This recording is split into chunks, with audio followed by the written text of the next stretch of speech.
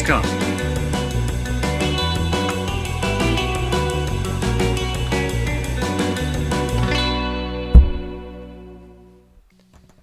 Hello everyone and welcome to the Cricket Podcast. It's a Sunday and in the UK that means one thing. It's roast day. You know, you can have a chicken roast, you can have a beef roast, you can have a pork roast. Today though, we're going to be roasting India. I am Jack Hope. I am joined by Ross Legg. How are you doing, Ross? Pretty spectacular, actually. I'm in an absolutely brilliant mood because it's rare that you get to see a team actually try to bat out a fifth-day test match for the draw, isn't it? And like, a real backs-to-the-walls job. I just didn't expect to see that kind of behaviour in India's second T20 World Cup match. I think you speak for us all. And we have Daniel Norcross, who is here after his great caravan holiday. Dan, how are you doing? Yeah, I'm doing exceptionally well. I was mind-bogglingly baffled by everything that I saw today, and I cannot wait to get stuck into it. It's truly fascinating, not to mention the group permutations, not to mention the fact that I've been vindicated when I pointed out that the group of death was actually this group, not the group that England are in. It's not a group of death when you can afford to lose 2 games and maybe still go through. It's a group of death when you can't. That's why it's a group of death. We were saying it. It's the group of life. Group 1 is the group of life. If India were in Group 1, they would still have life. They don't. And in perfect correlation to the prospects of India qualifying for the semi-finals of this World Cup, our viewership will decrease, which is sad.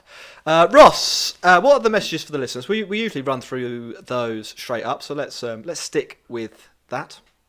We're sponsored by Woodstock Cricket. Use code TCP25 to get 25% off if you want a new bat or new gear. If you're watching this video, like this video, subscribe to the channel, follow us at the Cricket Pod on Twitter and Instagram, and also get in touch with us on Patreon. Support the show. We've got loads of IPL data on there for you budding cricket analysts, which keeps getting improved pretty much every week, Jack, at the moment. So get on there, sign up, and get that. And you can also get a hat as well. So what were you waiting for? Hold on, here the hats are good. Yeah, the hats are very good. This doesn't work for the podcast, but if you're watching on YouTube, you can get one of these hats. Oh, what's that? Is it a baggy green? It's a baggy blue. Blue, mate. That's a baggy blue. You must have just spoiled the baggy blue. Yeah, for I Don't Like Cricket Club, which you can see here has got 2 cricket bats on and then 2 bottles of beer next to it. Yeah. So do you have to be very, very worthy to wear the baggy blue? And then when you get a baggy blue, do you have to fetishize it like crazy? Do you have to venerate it? Do you have to get down on your stinking knees and beg for forgiveness if you get out for a duck? Do you have to cry on it every sort of 15 minutes? None of that at all. All you have to do, second tier Patreon. That's all you have to do. Wow. You don't have to work at all. So much better than having to play for Australia. Right, Ross, what happened in today's cricket match? Because I would like to relive it through the medium of your voice. Okay, well, let's take a nice deep breath and get settled in, because India's selectors shuffled the deck with their interesting choices today to try and bounce back from the opening defeat against Pakistan, whilst New Zealand dropped their wicketkeeper for Adam Milne. It was almost a de facto quarter-final, so the pressure was well and truly on. The toss came down Kane Williamson's side, and the Kiwis unsurprisingly chose to chase. Kishan was dropped first ball, so the fortune looked to be favouring the brave this time round. However, that wasn't to be. A confused, beleaguered Indian batting lineup didn't seem to know which way to hold the cricket bat round, what format they were playing, or what hitting the ball to the boundary could do. They found themselves 48 for 4 in the 10th over, and they couldn't impose themselves at all on the Kiwi bowlers, even though Tim Southee was playing. In the end, they posted 110 for 7 off their full allocation. It is a horrid disaster class of a World Cup performance, and the New Zealand batting lineup licked their lips, sat down at the Dubai dining table, and devoured the Indian bowling lineup with the odd sip of Varun Chakravarti and Jasprit Bumrah. It feels as if India are out, and it is now a shootout between Afghanistan and New Zealand for the second spot. What a performance! Oh, it was unreal. Dan, I'll give you the first word. Me and Ross, we had a little off-air conversation about where Ross would like to go. But we'll give you freestyle this. What did you think of India's theoretical elimination from the T20 World Cup? Well, I think for a start, I think this is balderdash, because what we've got is a 3-team subgroup Pakistan are running away with it. They're going to win all 5 matches. So it's perfectly possible we're going to have 3 sides that have won 3 matches and 1 side that's won 1, namely Namibia having beaten Scotland losing all their games. There's every reason to suppose that India will beat Afghanistan. There's every reason to suppose that Afghanistan could beat New Zealand, at which point you then have a 3-3-3 situation. It'll all come down to net run rate. Can India thrash Namibia and Scotland as much as Afghanistan or New Zealand will have thrashed Namibia and Scotland? It seems unlikely. Yes, they're up against it, India, but that was the first premise I needed to deal with. The second one is I'm going to give you my theory, okay? And for those of you familiar with the Great Monty Python sketch involving Anne Elk and the theory of the Brontosaurus, it goes a little bit like this. So I want to take you back into the mists of time. You may not remember it personally, but you would have been told it by old people, that in the 1970s and 80s, English cricket was awash with overseas professionals. There were 2 at every county. They played 55 over cricket, 40 over cricket, 60 over cricket, and 3-day cricket. They were there for the entire season. And every time England came up against the West Indies, not so much Australia, but Pakistan, and occasionally not so much India, but actually New Zealand, they would come up against players who were battle-hardened in England, knew how to play, and most importantly, were the key players in their side. They had to perform. They had to be the most dynamic players in their sides. So when they came to play against England, they had 11 players, all of them used to incredible amounts of pressure and having to perform really well. Unfortunately, the Indian Premier League has brought in all of these overseas players who, on the big stage, perform magnificently. India, on the other hand, much like England in the 70s and 80s, have got so many players to choose from, none of whom actually are the most important players in their side, or at least in their IPL side know they can afford to fail and still get picked. Whereas the overseas pro, because there are too many of them for each IPL franchise to be able to play the whole time, they have to perform each time if they're going to keep on playing. And given the rewards that they get for actually playing, the incentive is absolutely massive. So what the IPL has actually done is create an incredibly strong group of international teams when it comes to international T20 at the expense of India itself, which is a theory no one saw coming and is in fact staring us in the face. It's incredible and it's brilliant. Here's actually genuinely along the same lines. I tweeted today that this performance from India reminded me of a 2006 to 2010 era England football team. They go to the tournament and they're terrified of losing, so they play terrible football. India, I think today, were terrified of losing, so they play terrible cricket. Premier League is the IPL of football. Correct. You got it. You see the theory. The theory works. The theory actually works. And actually, if you look at the way India's batters did not respond, you look at India, look at England yesterday, and they were fearless with everything they did with the bat, and they were entirely focused on everything they had to do with the ball. India, I don't think, have that cohesion because they're all playing slightly different roles for their IPL team. And as I say, they know that they can actually have 3 or 4 failures and will still get selected because they're a big enough Indian name that no one's going to come in and replace them. And I think that's a really serious problem for them. They don't look like they have a plan, and they didn't look to me like they understood from having watched every single game in this World Cup now. If you limp to 120, you'll lose very badly. There's no value in it. You may as well thrash to 85 all out. And the thing is, when you do try to thrash to 85 all out, and you've got players as good as India, you'll invariably actually get to about 140. It's West Indies didn't against England. It all went horribly wrong for them in that thrash. But that's really an outlier. Afghanistan did literally that against Pakistan the other night in the best game of the tournament. Yeah, that's exactly right. And that is what staggers me is that given that all those Indian players play for franchises in high pressure games where their analysts must have been talking about this and thinking about this game after game after game, when it comes to an international tournament, actually there isn't that sense of focus that there would be if you play for Chennai Super Kings or Mumbai Indians. It's not there with, the franchise, let's call it, of India, Team India. It's incredible to watch, really fascinating. Ross, I feel like you've been sitting here licking your lips. You've got a 3-point argument about India. I don't want to preempt any of your points, so I'm going to give you some space here to talk through your 3 points. Okay. Well, we'll break it into those three and actually just sit and go through one by one. So, first and foremost, I've been sitting pretty much most of the afternoon because the best way to watch cricket now is to have the cricket up on the TV and to watch all of our notifications and all of Twitter absolutely explode as India fall apart. And today there was all kinds of different excuses. Let's start with the pitch. The pitch is apparently a disgrace. Cricket cannot be played at Dubai. It is awful. It's completely cost India the game. Is that true or false, gents? Where do we see this? The pitch? Didn't England go at 10 and over on it yesterday? I think we did, Dan. Stark, Hazelwood and Cummins. Some of the most successful T20 bowlers in IPL history. And Hazelwood came into the game as probably the most parsimonious seamer in the tournament. So yeah, I'm not buying that argument. No. Oh, we're ruling it out. We're just completely ruling it out. I mean, surely the great India team could. Hey, there's been 40 overs played on that pitch. Oh, that's actually a good point. Yeah, it's a good point because that's less than half a day's Test cricket, isn't it? And actually, if you watch after 40 overs of a Test match, invariably it becomes impossible to bat soon after lunch on day one. Not. So I mean that was straight out of the bat. That's gone. Yeah, it's gone. So if we had better graphics, we'd be able to do a big X on the screen. There, it's not going to happen.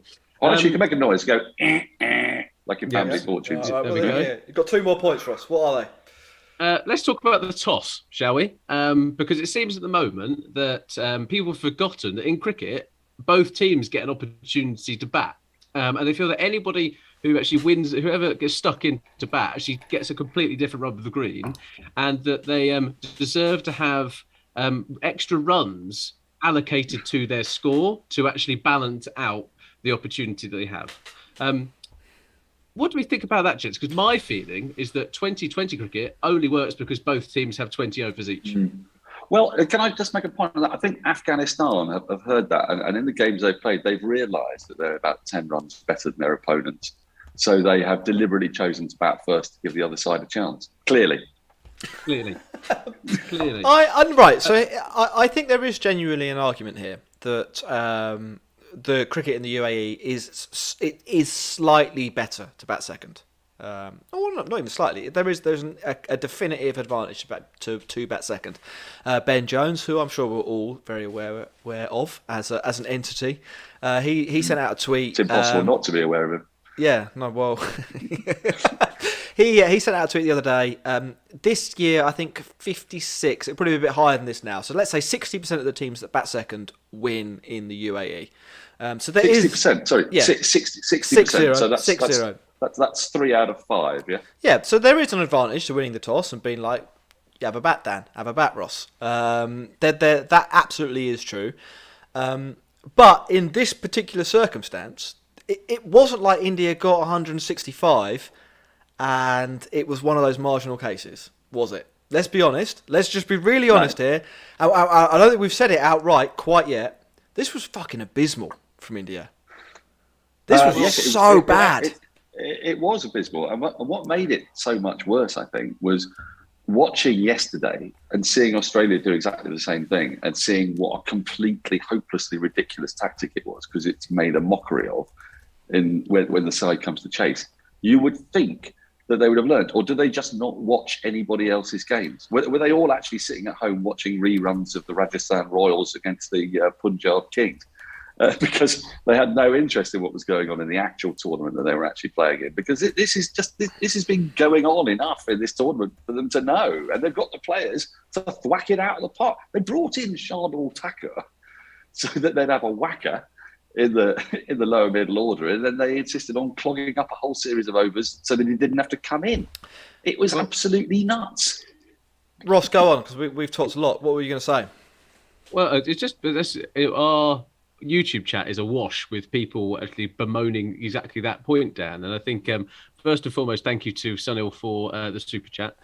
Secondly, his point is around Virat Kohli. Actually, is he more of an ODI player or a T20? We've been saying for ages he's not a great T20 player. Like since we started this podcast, I've really enjoyed the last 2 podcasts we've got to do. Australia getting dismantled by England yesterday. That was a joy, because for Dan Weston, who's been on this show, he must have done 50 episodes with us, and he's said the same thing over and over again, and people have doubted him, and people have said, oh, what about in this edge case, this and that edge case, and yesterday he got to be on the podcast and be like, you're all wrong, and I'm going to talk about it for an hour and 10 minutes. And today we got the same thing from India. They were a team, and they were a team that was so scared of losing that they forgot that they had to try and win.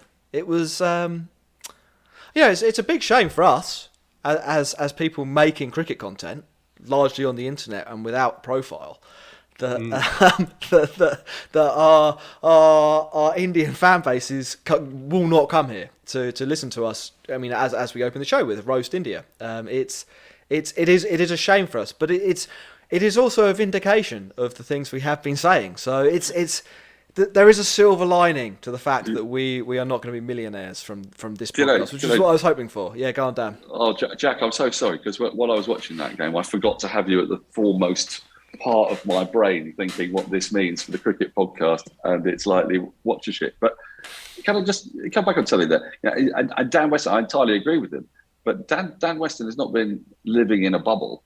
I mean, we've been watching England and New Zealand since 2015 adopt what seemed like ludicrous tactics in 50-over cricket and then do the same thing in 20-over cricket. They've largely been playing 20-over cricket with the bat, much like they sort of play 50-over cricket. They sort of play 50-over cricket as 2.5 20 innings, don't they?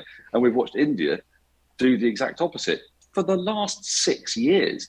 I mean, this is not something that is hidden from India. It's something that's incredibly visible. And it's notable to me that in the two highest profile leagues, and they make themselves the highest profile leagues, the IPL and the BBL, they have managed to create sides that have no notion of what goes on in the world around them. And actually, you look at the Vitality T20 Blast, sides in England, county sides in England, shoot for the hills. They just go berserk, just from ball one. That has been ingrained in English cricket. The batters that England have got are all used to trying to smash as many sixes as possible. England have got isn't it the lowest balls per six ratio behind West Indies, I think.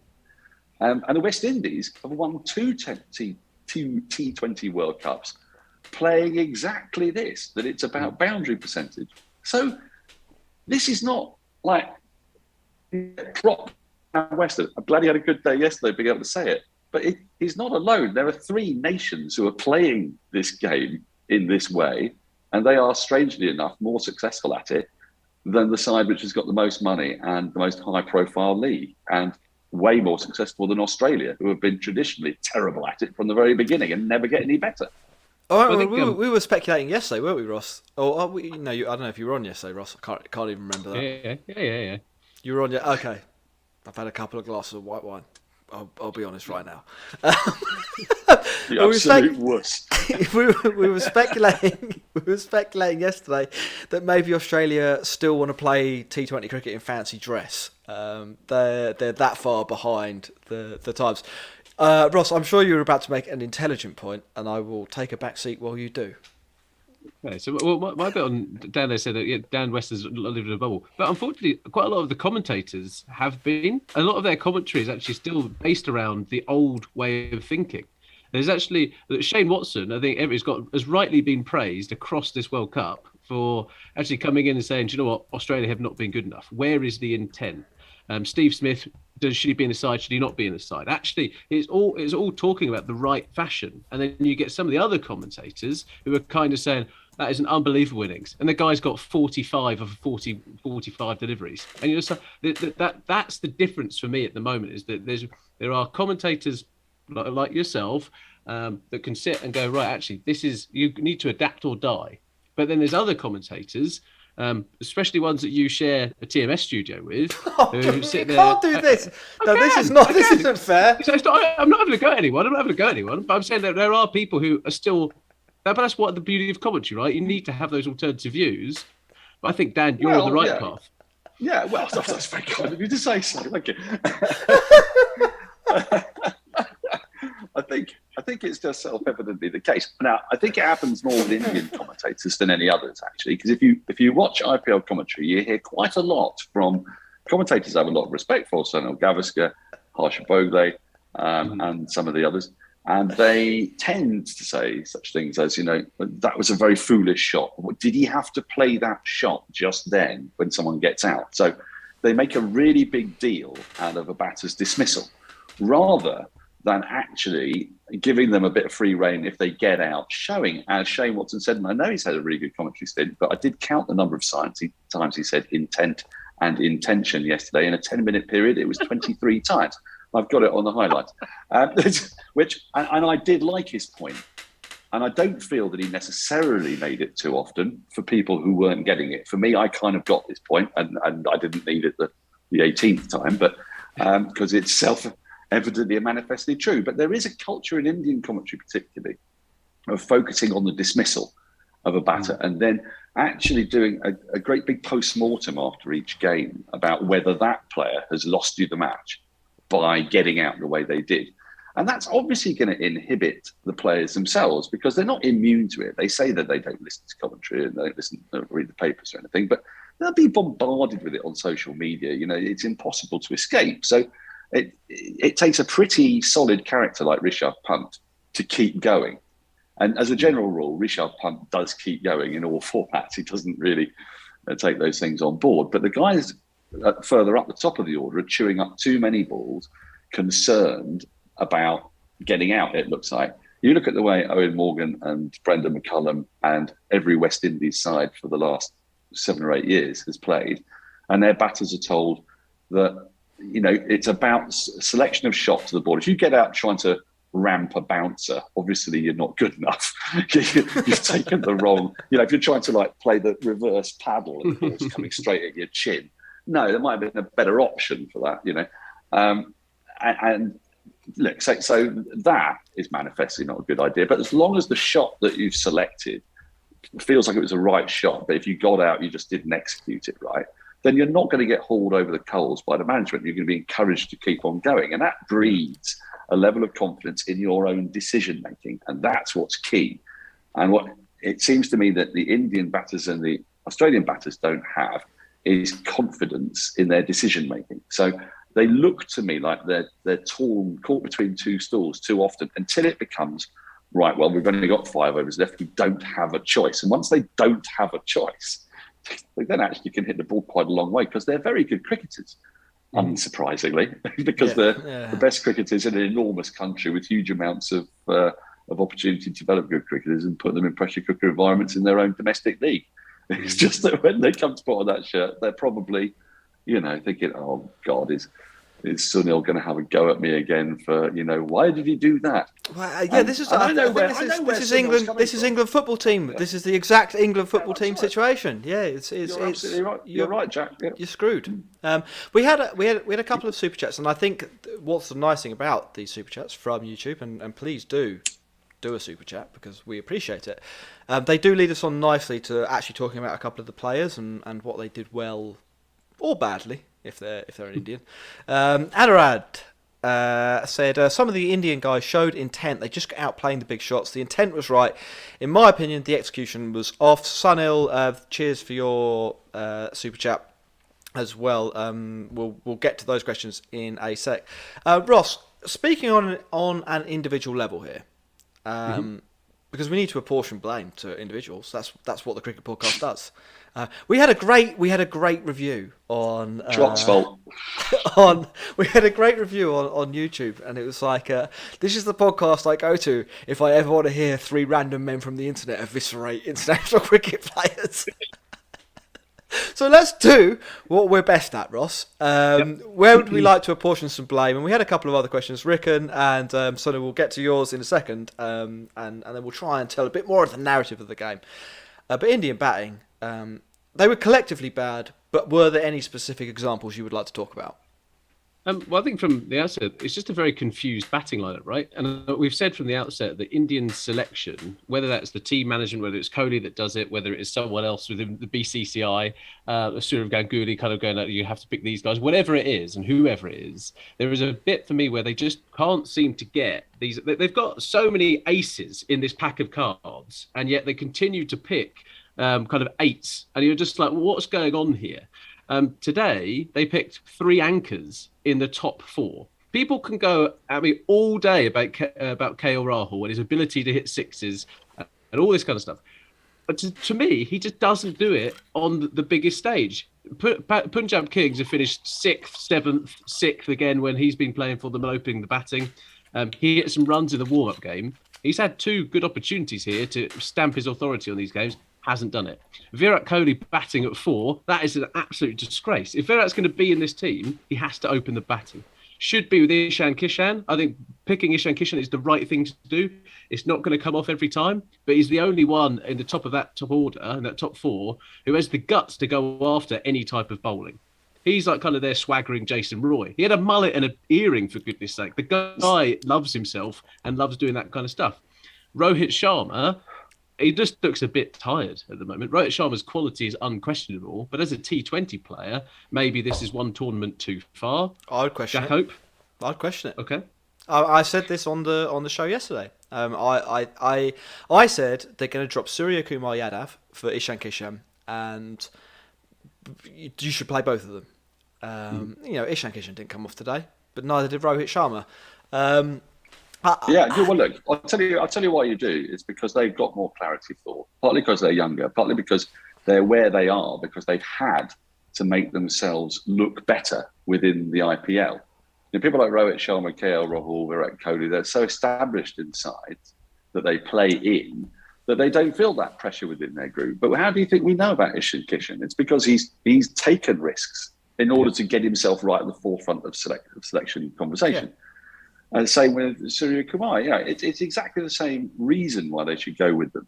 It's exactly the same reason why England discarded in 2015 a whole bunch of very serviceable, excellent, historic white ball players and just got a whole new group of fearless young people in and said, just have a bash. Because they'd had the skills to do it as well. Now, these Indian youngsters have got the skills to do it. They're just not being given the opportunity. So, yes, I'd agree with that. So, a couple of things there that I want to super agree on. Kohli opening the batting. I was on your podcast about a year ago talking about this and how he had to open the batting in IPL. That was the only place he should be. Why he doesn't do it for India doesn't make any sense. Having him at 4, what does he do at 4? What does he do at 4 except not make a great deal of use of overs number 5 to 10, which is when people go on about the first 6 overs, but it's actually those next 5 as well. As the pitch gets harder to thwack at, as the ball gets a bit softer, those overs are crucial. Can I interject here? Because Kohli has literally the skill set not to be in those overs. He's an excellent player of pace. There's absolutely no doubt about that. And even in T20 cricket, in terms of strike rate and average, he's a fantastic player of pace. Of pace. I guess he hits the pace into space. The space. That's why he's so good. but if you look at what he does against spin, basically he just avoids getting out. It's bad batting. It's bad T20 batting. And if you bat him at 4, you're putting him in exactly the place where the thing he does worst will be the only thing he can do. I couldn't agree more. Let's use some stats, shall we? Let's have some stats.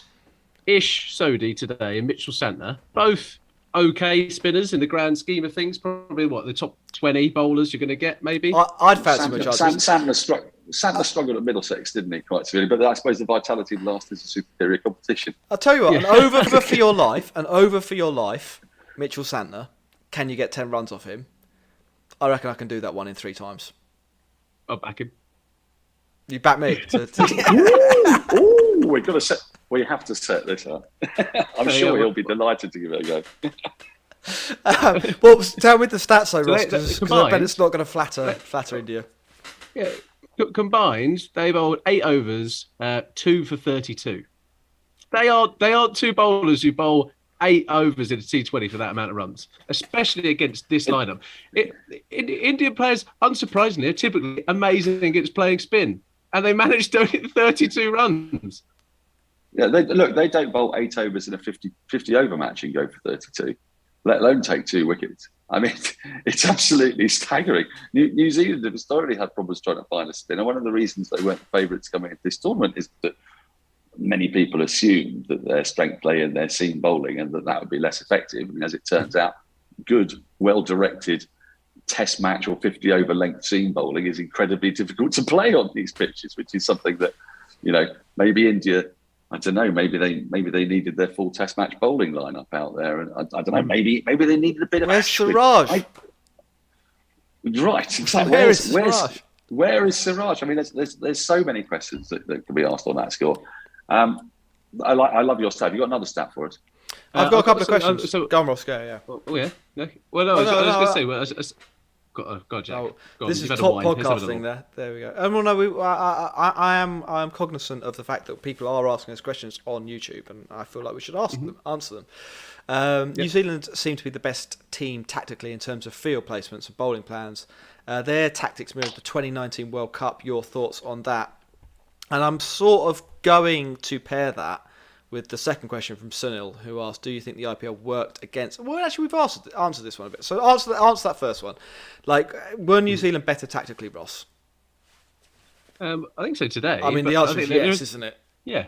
Yeah, there's just they do have they seem to have a better role clarity is what we kind of talk about. But again, they're not a perfect T20 team. Like Trent Boult to me is not an elite death over specialist. Like we've seen him fall to bits in bigger stages, but the guy is a reason why Mumbai Indians tried to front load him. And they were for 2-3 year period the best team on the planet at T20 cricket. Adam Milne, I think it's great that he's back in the side, but again, poor decision making from them early on. Simon Dool raised it on the comms, saying that why did New Zealand announce their squad about 3 months before it and not include Adam Milne? But they're making the most of their resources they have available to them, right? And that's a sign of a good team. They are, regardless of how good they've been, they are still a plucky underdog when it comes to being cricket, because they always will be, because they've got a smaller pool of players, they've got smaller resources available to them. And actually, Daniel, there's a big question, Well, I wouldn't. There's a few things I've got to take issue with there. They were in the 50 over World Cup final, and some people would argue that they should have won it. Absolutely. At the very least, it was, you couldn't put anything between them. So they're the equal best team in the world at 50 over cricket. They're the world champions at Test cricket. So it shouldn't come as a massive surprise that they go into a World Cup with a bunch of players who've played in the IPL on those pitches relatively recently and perform really well. I guess it all comes down, everything that we've been talking about since we started this is about clarity of mind and confidence of decision taking. And the New Zealand environment encourages risk taking and does not encourage, you're out of the side because you got caught on the long off boundary when the score was 31 for 2 after 5 overs and you felt that you needed to get on with it because 120, 130 wasn't going to be enough. And they've got a bunch of very canny, clever seam bowlers as well. I know Saudi, Bolt and Milne probably wouldn't best Wokes, Jordan and maybe Mills. I don't know, but it's not a million miles away, is it? It's not a million miles away. What they do is they hit a particular length that they've worked out.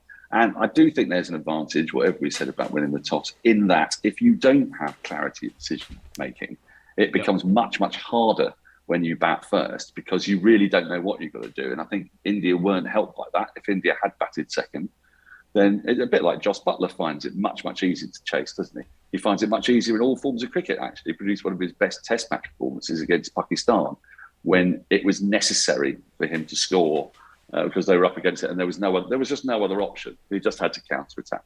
And when he knows what he's got to do, players like that find things much easier. But the alarming thing for India must be their inability to adapt to the circumstances that were unravelling really quite slowly. I mean, it's not as if this was a situation while they were batting that just snuck up on them. It was a slow, dreadful, painful slide into bewilderment, really, which and that would be the concern. And I don't know whether that's coaching, captaincy, whether it's the fact that they've got, as you say, they've got 3 elderly blokes in the top 4. Is that the right way to go? We referred to them sometimes as kind of legacy picks, and I think Akash put in one of the super chats saying that what is the point in having kind of a purple cap holder and an orange cap holder in the IPL and not selecting them? One, I do take a bit of issue with the purple cap kind of system and the orange cap system, purely on the fact I think that there should be a combination on the orange cap with strike rate. I don't think it should just be about the guy who's batted the most. See KL Rahul for evidence on that one.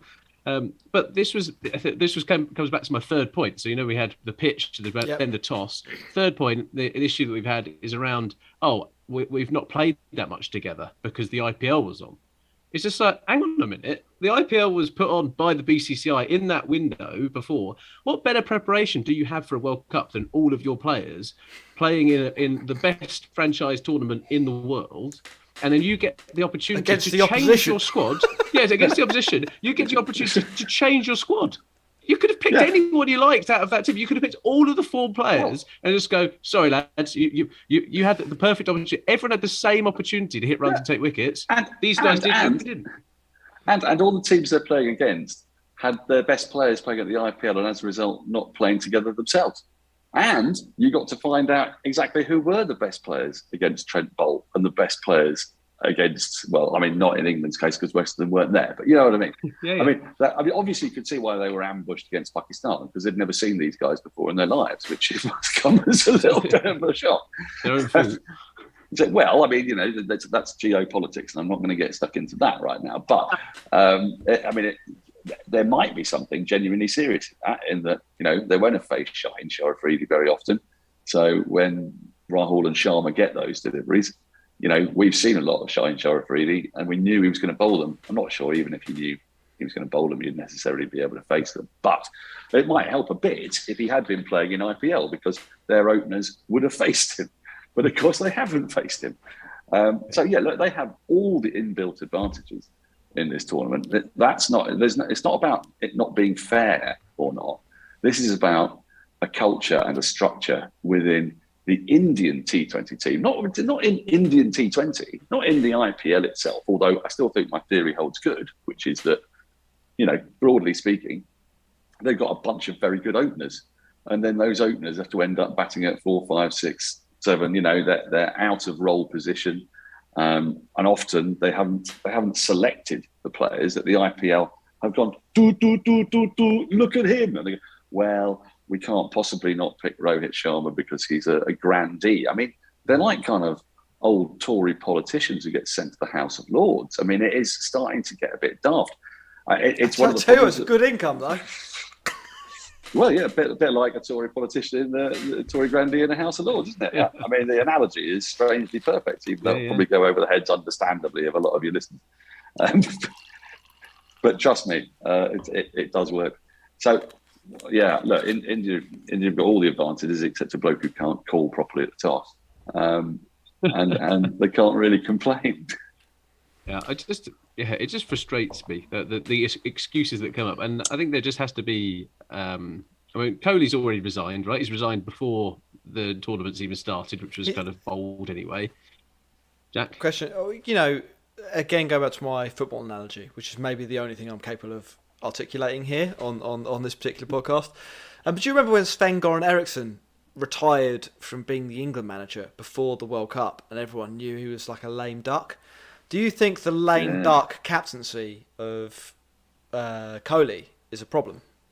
Do you think they're all like kind of angling, like maybe if we played really terribly, I can be the captain? No, absolutely not that. No, but where the problem might be actually is in what message that has sent out from Kohli, which is if Kohli was really confident in his own captaincy, he wouldn't be resigning the captaincy when he's still got plenty more years left to play cricket. So he sort of indicated to his team that I'm not sure that this is really for me. I don't think it's really helping either me or therefore the team.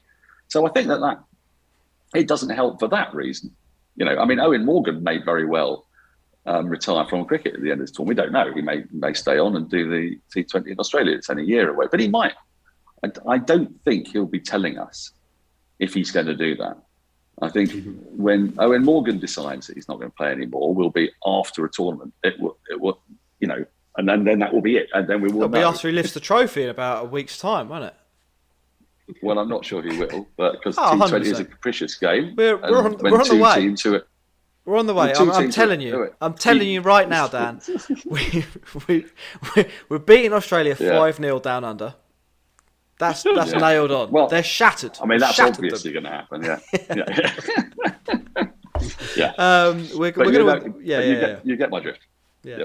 Yep. We had a couple of messages from the YouTube sphere, and then we should probably talk a little bit about Afghanistan v Namibia.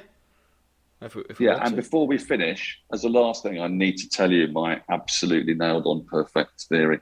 Okay. I've got a net run rate theory that will blow your mind. So let's wrap up this game then, Joey Jack. First question is not about this game, but it is a good question. Sunil Kake says, do you guys play cricket? If yes, how frequently? Well, this is a great opportunity for us to plug Woodstock Cricket Bats, who turned me from an average 30 guy to an average 56 guy. I won the run race. I beat Ross over here. I beat Max. I became the god of cricket. I should be playing at a much higher level than I am with Ross. We do play cricket. I'm very good. I also took the most wickets. This has never happened in the history of I Don't Like Cricket Club. That I... There's no way to mute someone when you're mid-podcast. That'd be ideal, really. Just boot them out of the chat. Ross, you play cricket. Can I just point out? Can I just point out that means that your average with a Woodstock bat has gone up by 90%. Yeah. And if that isn't a reason to get a Woodstock bat, I really don't know what is. They are beautiful bats, handcrafted by some of the finest men in the world. They give you a personal service, and they improve. Look, his name is Jack Hope. It didn't used to be. It was Jack Despair until he met Woodstock Cricket. TTP 25 over there for 25% off. Ross, do you want to talk about your cricket career? I mean, obviously it pales in comparison to mine, but you're all right. I think I have about 3,000 more runs than you, but that's absolutely fine. Let's not talk about my cricket. Not career in Test right matches. Now. Let's get back to the actual cricket, because us amateurs are pathetic, really. I want to know, what is the answer to actually solving this conundrum? Like, Cody's already going. The captaincy, whoever takes over the captaincy, we don't need to do that bucket. They're going to have to solve that themselves. Is this a structural issue in terms of who's there? So, Dan, you've talked about actually the grandees of Indian cricket and the legacy picks that they have to follow. That approach, that philosophy needs to be blown up and started again. Is there a bit around what their head coach is doing? Is this, again, coming down to almost the England route sometimes? And again, England football coaches, around this, the manager's head who should roll in this scenario? What's your thinking here? I genuinely don't know the answer to this, because I haven't sat down and double-checked correlation between the arrival of a coach and the massive change of an attitude positively. Trevor Bayliss came in, and he had a very different approach to the previous coach. And England's attitude, certainly their approach, certainly changed. And it wasn't successful in red ball cricket. It was successful in white ball cricket. What I can't quite establish, though, is the link between the manager and the approach and the captain and the approach. Because looking at England, you'd say that Morgan is a very, very important driver of the approach that the white ball team has. Because let's face it, they've got the same manager in white ball cricket and red ball cricket, and yet they take very different approaches in both those. So is it the captain? Was it Brendan McCullum, or was it his coach that was driving that attitude forward? I think in large part captains are able to help drive an approach, as long as they're supported by their coaches. Because the key thing is that a captain's got to get the message across, as we've said a few times in this podcast, that if you get out, that doesn't automatically mean that you've done something wrong. It'll be wrong if your shot selection is continually rubbish, or if you sit there and get 11 off 12 balls and then have a wild slog and get out. That will be rubbish. But if you get caught in the long boundary, if you get, top edge, etc., showing the right intent to the right ball but not executing, then we will give you some slack. Now, you can only have that if the captain encourages you to do that and the coach backs you up with the selections that he then gives the captain. So there is obviously some kind of symbiotic relationship that works hand in hand between the two. And India, I don't know who is the captain in Indian cricket that could come in now and do that, to be honest with you. It might be Pant. It could be Rishabh Pant, weirdly. He could be the guy. Now, what kind of coach does he then need to have with him? Could it be like Ricky Ponting? If you had Rishabh Pant and Ricky Ponting. Yeah, I don't think you can have Punt and Punter. Punt and punter. I think it's beautiful. It's like a bad sitcom from the 1970s. I think it could work. But I could see that team then being developed into a fearless and terrifying side, which is the one that, let's face it, before the tournament began, the reason why India were so many people's favourites was because they could see what the component parts of the Indian team could do, and they imagined that they would then put that into practice. What's been so startling is that they haven't even attempted to fulfill, well, not obviously they've attempted to fulfill their potential, but they haven't fulfilled their potential in the way that we all imagined it, coming from countries who have told their lesser talents to be free and do what you want to do. We're going to have a party. Primal scream aside, we've actually got some suggestions in the chat. One, Mahendra Singh Dhoni, but he's already there. He's already part. Yeah, Bring back the king. But give him the gloves. Give him the gloves. That's what he should be. He was awesome as the non-playing captain for CSK. He was great, wasn't he? I say non-playing. He came up against Tom Curran, and we could all play Tom Curran. We're talking about our standard of cricket. I couldn't, but I'm 52. Yeah, and also you have a Sorry membership, so you need to sort of defend the home man. But, I very much do need to defend Tom Curran. Yeah. Fahim Udin in our chat says India only have two options left now, and that is what was it, Air India or Emirates, which I quite enjoy. Oh, meow. So I think he's probably one of our newly acquired Pakistani fans. So welcome to the show. Then there's also Jadeja is the other option. I don't think Bumrah gets given the captaincy. I think giving fast bowlers the captaincy is always a recipe for disaster. Look at Stuart Broad. Jadeja as captain. See, Jadeja doesn't strike me actually as the person who's. No, I don't think he would drive that change. Jadeja. Okay. It's that I don't think that's right. No, I don't. I'm with. I don't think it's Rishabh Pant. Rishabh Pant is the answer, I'm afraid. Richard Pants is the future. I think he's too crazy. That's what you need. Yeah, that's what you need. That's exactly what they need. Because the problem India have got is that they've got to take all of their established shibboleths, all of the things that they've been thinking and saying, established through the great mists of time, all the way back to the origins of T20 about 15 or 16 years ago.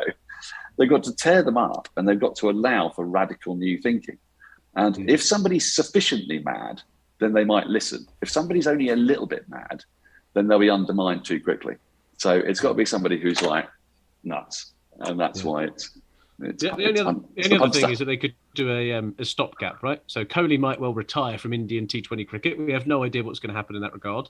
Rohit Sharma has been the captain of Mumbai Indians, still is the captain, and they have been the most successful franchise in the last few years.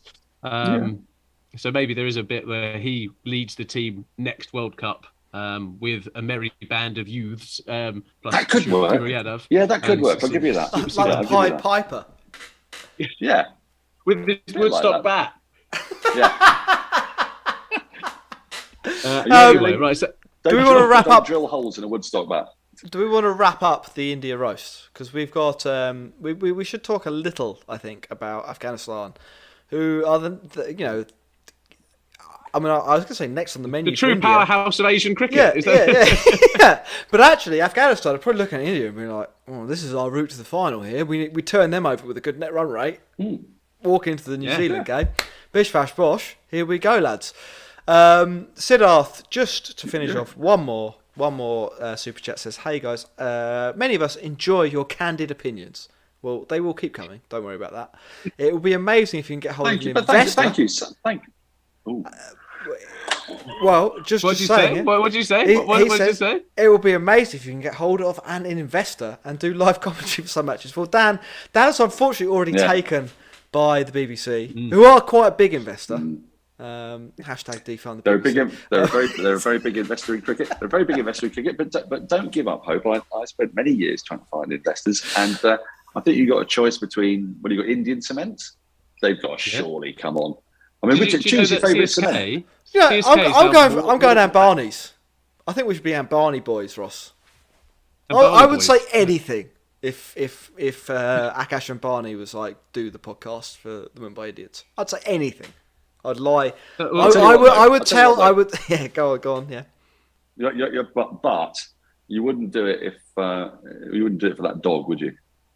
That bloody dog. Now, our Indian and Pakistani listeners will have no idea what we're talking about. But I know what you're talking about. I thought you were just referring to something far more derogatory there, Dan. After watching the documentary, so I'm glad. We need to say there's a small sausage, there's a small dash hound on a Vitality advert that winds everybody up. Yeah, he's the single most ridiculous advertising factotum you could ever come across. And the next voice is Drama on 4, sponsored by Viking River Cruising. What if they don't like drama? Why are they sponsoring it? If the dog doesn't like cricket, don't watch the cricket. Get somebody on who likes the cricket. I hate that dog. I hate that dog with such a passion. Sorry, I had to get out of the house. I like it. I did say, you mentioned Indian cements there. Did you know that the CSK franchise is now more valuable in the market than Indian Cement, the company? So that's a fun little bit of cricket business for you. Let's talk about Afghanistan then. They came up against a minnow today and treated them like they were a minnow, right? Didn't they? It was a big swinging performance by. He's just gone. It's fine. No, I'm back. It's okay. I just had to rush to the fridge. I'm sorry. He's done a David Gower, as we know it on this podcast. He has. Carry on, Rods. So today, Namibia, I put it on Twitter. And I'm probably a little bit wrong because I think I'm a bit too old now. I'm starting going into the bit where if I say the word hipster or refer to someone as a hipster, it just means I can't be asked to actually understand what they're on about. But in this regard, there's quite a few people who are just going out their way to support Afghanistan or Namibia, right? So I was just like, this is the hipster's choice, or it's the second team. Like everyone's second team is either Afghanistan or Namibia, and it's like these are fun teams to watch. And today, Namibia came up against an opponent who treated them like they'd been playing cricket for 10 years against the big boys, and it was a really, what's the word? Dan, you said they chose to bat first, where every other team is choosing to field at the moment.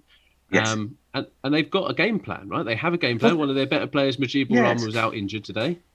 Isn't it extraordinary? Well, look, there could be a couple of reasons behind it, couldn't there? Because Afghanistan began their journey into international cricket through white ball cricket.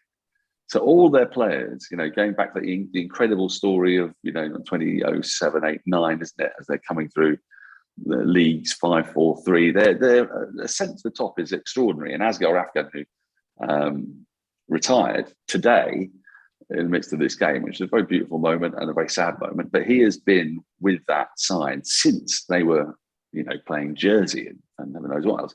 So actually, they've been brought up with a white ball mentality. That's the cricket that has got them to where they are. You see when they play Test cricket that they have no real joined up plan. And that's because it's just a form of cricket that they're not used to, and it's one that takes a long time to adapt to.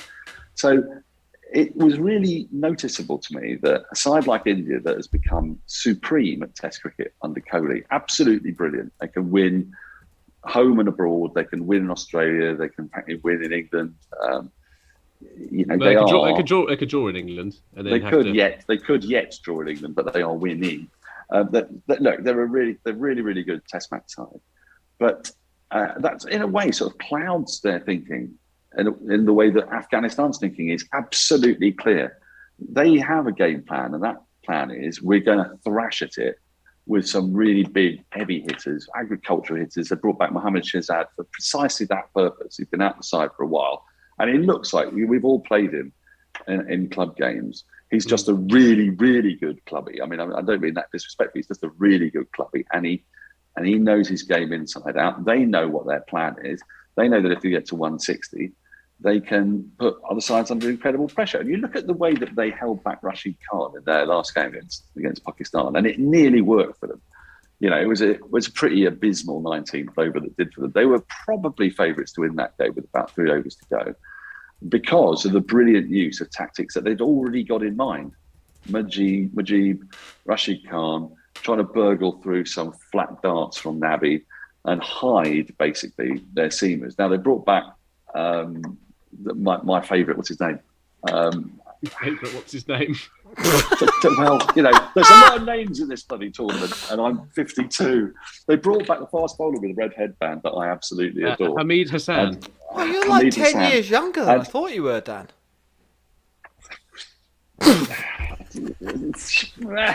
we want Dan to come back, Jack, remember? Yeah. You have to, just like CSK, you have to look after your elders. But they wanted me to say is that they therefore basically repeat the plan. They got the plan and they repeat the plan. They're confident in the plan. And frankly, it nearly got them 3 wins out of 3 and to be right on the threshold of qualification. So, look, a real respect to them. And I think this is one of these things where we in the cricket world have patronised. We've loved Afghanistan's rise. That's why it's been the hipsters' choice. Aren't they lovely? Aren't they brilliant? They're a bit outre, a bit out there. They do stuff, but isn't it funny? And forgotten, actually, that what they've done is developed a highly intelligent, repeatable strategy that's been born from their actual creation. You know, this is the foundation stone of Afghan cricket. So it shouldn't come as a great surprise to us, actually, that they've got great clarity of thought and they've developed really good methods. Especially as you get a lot of people on this program who like to turn T20 into a science. I mean, if you're going to do that, then it kind of makes sense that Afghanistan will be rather good at it, doesn't it? Well, I agree. And today, I think it also shows that they're not a completely one-dimensional side. I think quite a lot of teams say they've got a plan, but actually the people know their roles. Today, 8 of the wickets they took were from pacers. The biggest strength of Afghanistan at the moment is they've got Rashid Khan, they've got Nabi, they've got Mujib Rahman, who are good quality spinners. They've even got spinners sitting on the bench and not even in the squad who would actually do probably a reasonable job for some of the other sides in this tournament. And I think they're exciting to watch. And I like a team that kind of goes against the grain of going, right, yeah, we are going to bat first. We know that we're better than Namibia. We're going to put up over 150 and good luck with trying to chase it down. They've done wonders for their net run rate. They've got 130 run win against Scotland, didn't they? And then they've got another 62 or so to add today. Mm-hmm. So that's the scale of India's problem, because I do think it's possible that Afghanistan could beat New Zealand. I think that's conceivable. I don't see any reason why they shouldn't, actually. I mean, other than a lot of that will depend on the toss, the conditions. They're two sides that feel quite evenly matched to me. So then the big problem India have got is how do you overcome that bigger net run rate? So they'll have to go at Scotland and Namibia really hard if that is indeed the result, if Afghanistan do beat New Zealand. Yeah, I think that's just going to go, right, Bumrah, see what you can do. See if you can wedge out some of these, just bowl Yorker after Yorker. We'll see how good they are. But what do you do? Do you bowl first or do you... I mean, because I don't know how that... I can't work out in my head what is the better way for net run rate. It's probably try to bowl them out cheaply and whack your way to the target in as few overs as possible, isn't it? Rather than score 200 and restrict them to 50. I think it depends on the swing you need. Because Mumbai Indians needed to do this on their last match. So they needed to actually score 280 to have a chance of going through. And if they'd batted second, they'd have had to win in 3 balls. But by batting first, they gave themselves... Right. Yeah, I mean, like net run rate. Okay. I hate it. I've got the solution. Yeah, I've got the solution. Go on. Okay, right. This came to me last night after my halfway through my second bottle of red, and right. Which grape? So basically, it was because I think it was inspired by the fact that Joss Butler was cut off in his prime. When England won the game, there were 8.2 overs left to be bowled. And it occurred to me that, in fact, instead of ending games, I saw this when a side has gone past the total, but... keep batting until all 20 overs are up, and then what you'll actually get is a for and against run total. Now it'll be great fun for everybody involved. We'll know that we're going to basically get 20 over games unless a side batting first is bowled out in under 20 overs. The advertisers will therefore know how long the game will last. There'll be a massive incentive for the side batting. There'll be like They'll be free because they'll have won the game, free to do what they want to do. They can go and have a party. At the same time, you're going to see sides having to scrap for every run, even though they are filled with the demoralising stench of failure. It would be a spectacle and a half. And at the end of it, you'd have a genuine for and against with runs, rather than some perverse net run rate calculation that freaks us out every time we get to this stage in the groups. I rest my case. I think it should be like who hits the most sixes. Just make it simple. Just make it a count. Like which team? Hang on, I've just banged the made it most simple. sixes? Most runs. I've just made it simple. In a game of football, No. you don't stop it with 2 Blah, minutes to blah, go, but it's blah. physically Well, impossible this is what I to get heard, 3 Dan. goals, do you? This is what I heard. Blah blah blah blah blah blah blah, and then in the back of my head, just make it the most sixes. And I said that, and I'm right. Dan, I think in terms of that, I think from a spectator point of view, could be a goer, right? All the business side stacks up there. All the business side stacks up there. However, you mean cricket takes a long time. Cricket's like an oil tanker that you try and turn round. It's kind of like the cricket tanker that gets stuck in the Suez Canal. Cricket is his own worst enemy, and the people driving it don't normally have its best interests at heart. So I want you to campaign for that, maybe on every single. So you think it's a good idea? So you think it's a good idea? I don't think it's a terrible idea. I don't think it's as bad as I do. I don't think it's as bad as old white wine dismissal over there. But I do think it's. I think there's some legs in that one. Yeah, well, I shall indeed be airing it on Test Match Special on the 3rd of November this week, as I begin a lengthy stint from a large studio in Salford, the Strictly Come Dancing room. So I get looked at by Claudia Winkelman and the other one. Test Daily, that's Test right. Daily. While trying to concentrate on the cricket. I mean, not literally them, just pictures of them stuck up against the pillar. Just a question. Nice, Dan. Next year, Dan. With Bruce Forsyth over to my left. I thought he was 6 inches. Well, yeah, but it's a representation of him in picture form. Actually, a photograph. But next year, Strictly Come Dancing. For me, Yeah. Dancing. well, the thing is, I don't know if any of the judges is going to resign by then, because that's obviously the role for me. But head judge might come up. Very adroit. Yeah, Very I'd well played. happily do Strictly Come Dancing for 2 weeks. Yeah. I think Namibia came up against a good force today from Afghanistan, and they shouldn't be deterred. I think Namibia actually play pretty good cricket. I think the fact that they are going to come into it, they've got some decent players. I think David Visa versus Rashid Khan today was quite interesting for the Sussex fans among our followers. And it was quite interesting to see that he could actually play him. Like, he clearly faced him in the nets, and it was just like, no, I know what he's trying to do here. He hadn't really told the rest of his teammates, though, how to try to go about it.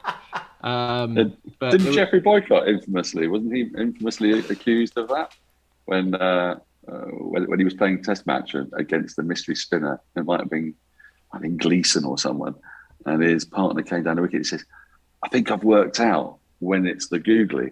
And Boycott said, "Yeah, I worked that out 3 tests ago, but don't tell anyone else." Now, it's possible that it's apocryphal, but it's a story that's often told at poor old Jeffrey's expense.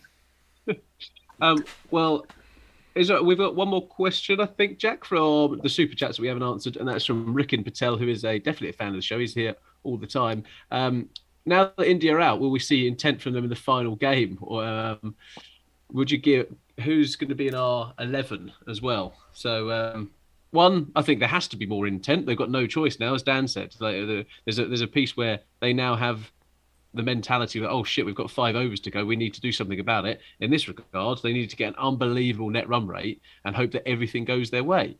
I do think there needs to be changes to the 11, but trying to predict what this 11 will be is near impossible, I think.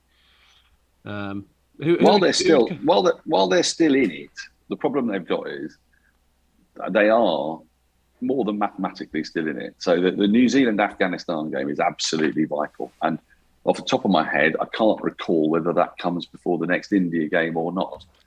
Because if it does, then that would change everything you'd imagine. Because if New Zealand were to win that game, you can't really see New Zealand not just getting to 4 wins. And we know Pakistan are going to get 5 wins. And so that means that whatever India do would then be irrelevant.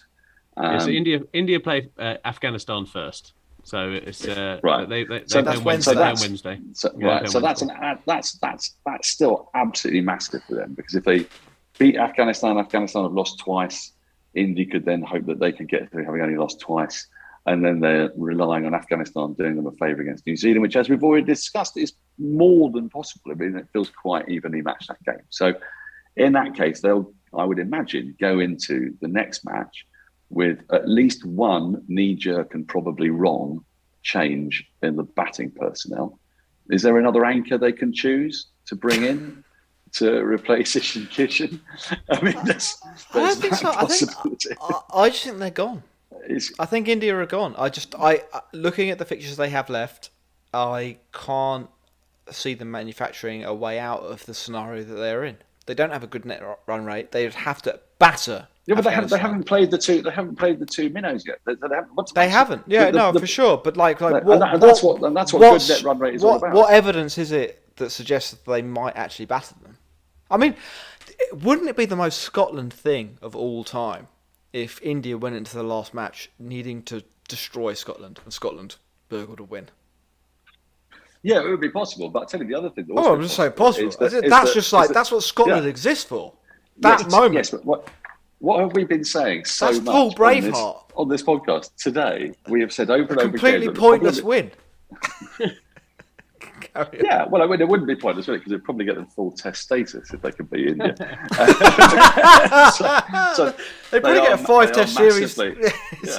yeah, they're massively incentivized for it. But the reason why I don't think you should give up on India's net run rate yet, despite what Afghanistan have done, is that firstly, New Zealand could actually beat Afghanistan pretty comfortably if Afghanistan choose to bat first and they do lose some wickets up top, trying to have a flash, because that method can go wrong. And New Zealand could get a better net run rate, and then they could be the ones who lose to Scotland. There are a number of different scenarios here, but secondly, and most importantly, is that we've been talking all about clarity of mind and intent. And if India know that they've got to beat Scotland and Namibia by a combined total of, it's probably about 220, 30 odd runs at the moment, isn't it? I should think. So then they've got to win each game by over 100 runs. Then I expect them that they will swing for the hills, and they will, because they are good enough players to do it. And that's when we'll find out whether that's all they actually need, is the clarity. At the moment, they're trying to play a situation and they're playing it badly, but the situation will become really clear in the latter stages of this group. Mm-hmm. Jack, do we have any questions from Patreon that we need to answer, or we're all okay? We're all right. We can do this tomorrow. Brilliant. Okay. Well, Dan, thank you ever so much for joining us. Love the theories. Love the theories. I've loved that you taking on Jack and Jack taking on you because he's had too much white wine. That is made for perfect podcasting. And I was called the designated driver in the chat. I'm the only one not with a beer in my hand. With a wine in my hand. I was surprised that Jack didn't offer a reason why getting to watch more cricket and seeing people being smashed to all parts is a bad idea. And then, in fact, just routinely counting up sixes, which is an extremely tedious notion. It's how we should work it out. What about if it was the biggest six? So you've got people trying to hit That is a way six. to do it. That's how cricket really should work. Just like a fucking home run derby. Yeah. Afghanistan, they're already in the final. Love it. I think Josh Butler, isn't he? He'll be up there. Yeah. He wasn't even Sorry, close. yes. He wasn't even close. They had 500+ metre sixes. They're big boys. Yeah, broke the old meter, didn't it? Reading it. Goldby didn't take wickets today. If he would have bowled against Pakistan, they might have won. Anyway, thank you ever so much for watching, listening. If there's about 200 people who've watched this live, so if you can like this video and subscribe to our channel, that would be great, and probably make up for some of the subscribers we've lost today with India. So also follow us at the Cricket Pod on Twitter and Instagram. And Dan, where can they find you? At Norcross Cricket and on BBC Radio 5 Live Sports Extra from the 3rd of November to the 8th of November, pretty much, watching and talking about every game until the end of the group stage. Hurrah! Brilliant. Good night, everybody. Good night.